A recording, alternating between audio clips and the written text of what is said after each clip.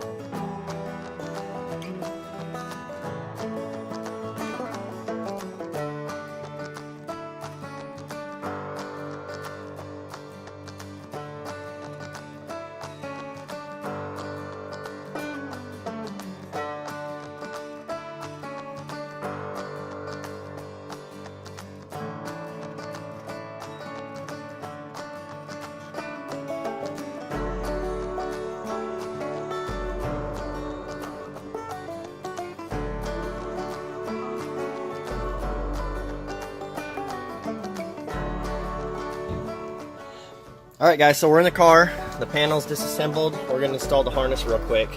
If you look behind this big metal brace, you'll see the BCM back in here with the 3 white plugs.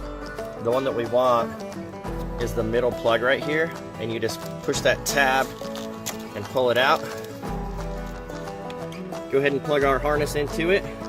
Ours is only going to fit one connector, guys, so you can't screw it up. So just go ahead and plug the male and females in, and then go ahead and take the other end of our harness, plug it right back into the BCM. The next one is our SLP wire harness, which goes over here to the right of the steering wheel. So route it back behind the bar, bring it over to underneath the steering wheel. Our factory connector that we need is hidden behind this big plastic deal. If you notice on the left hand side right here, it's slid up onto a guide. So just use a little flathead screwdriver and you can pry that down, and when you move this out of the way, you can now see our black connector right there, and that's where we're going to plug the SLP in. This has a tilt steering wheel, so the SLP wire is back there on a stationary bracket, so it will not move with the steering wheel. So go ahead and plug our harness into it, secure the male and female connectors with a small zip tie if you need to, and then we'll come back over here and program the module.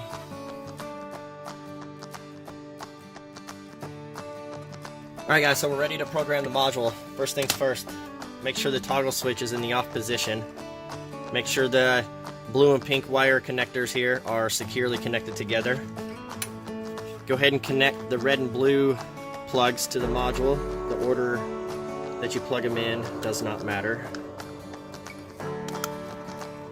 There's a button on the side here of the module. Go ahead, push and hold it, flip the toggle switch on.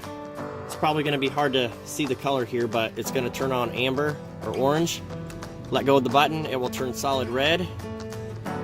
And you're going to turn the ignition on by hitting the start stop button 2 times. So I'm going to hit it once, twice. This will go back to amber. So I don't know if you can see that, but we're on amber now. We're going to go ahead and hit the start stop button once to turn it off, and then 2 more times to turn ignition back on, and we will have a solid green light and it will go out. Our programming is now complete.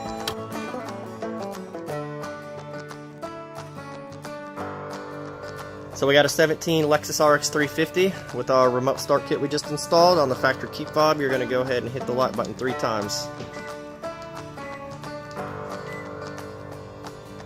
Give it a couple seconds, she'll give you a confirmation beep, and she'll fire up. Now, the doors will stay locked while it's running. Come out, you can hit the unlock, or the keyless entry will still work. You can see the mirrors folding out there. And when you open the door, as every push button Toyota or Lexus, the vehicle will shut off and you will have to restart it when you get back in. That's a safety feature designed by Lexus, and there is no way to bypass that, unfortunately. So if you guys have any questions, please let us know and we will be happy to help you out. Thanks for watching.